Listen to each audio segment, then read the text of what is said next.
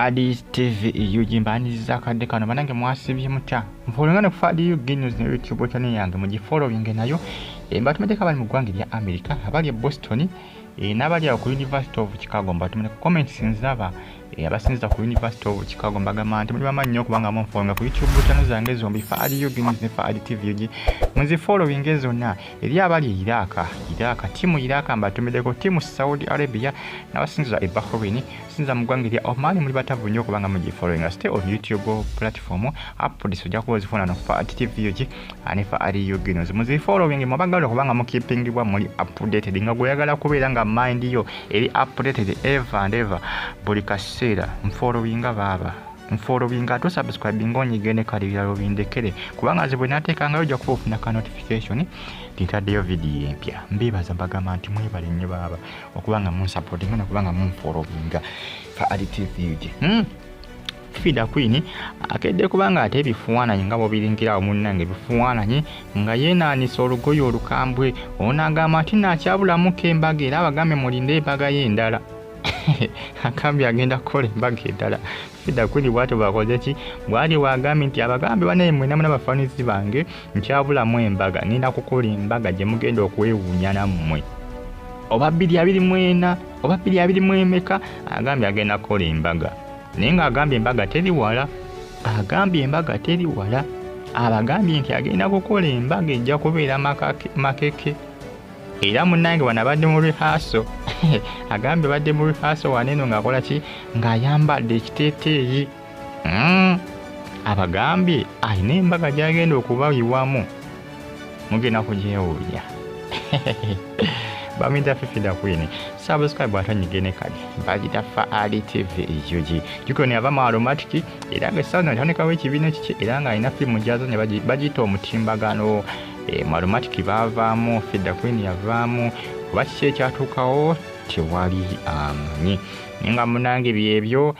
abagambye mulinde omukolo agenda kubayiwamu Embaga wanabadde mu rehearsal abagambye akyabulamu Embaga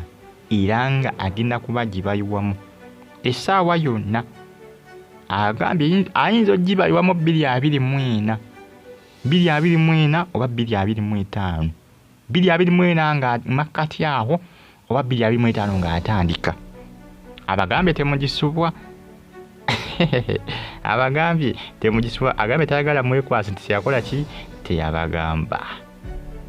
abagambye abadde mu rehearsal ate ngo yabadde amubyula agambye nti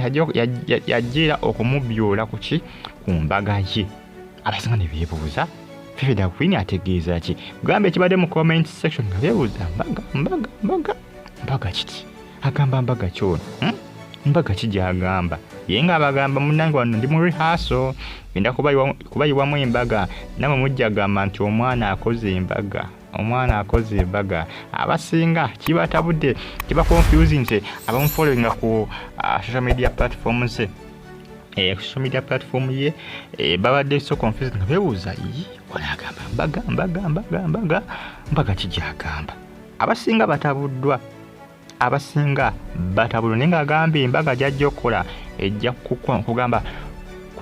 kukutula abantu bangi nnyo emitima bajja kukankana bundimu bajja kwewuunya jukira nalwema yagamba nti naye bali mu nteekateeka ekola Embaga Fida Queen avudde n'agamba nti nomunene ayinayo Embaga gyagenda okubayiwamu 224 oba 225 224 mu makati awo oba 225 kati ate ye Rwema yagamba nti yiye eyinza okubeerawo mu 223 nga gwako mu Desemba abo oba 224 nga atandika mu January ate Fida Queen yagambye eyinza kubeera 224 makati awo nga mu Gw'omunaana awo mu July awo mu June awo bwate ne August makati awo oba seekyo 225 nga atandika mu January ne Feb ye bwate bwakoze ki bwate bwakonfirmize stay on YouTube platform mbani updates batambula songa za Fida Queen abagambye agenda bayiwamu omukolo ogenda okubeera omukambwe ejja kubeera Embaga makeke abagambye mugirinde bagita fa adi TV mbatumedeka abali Kati ne Saudi Arabia asinza mu ggwanga erya America mbebaza n'abali mu ggwanga erya Iraq. Muba nnyo kubanga mufolenga ne kufaaliyo Good News ne YouTube channel yange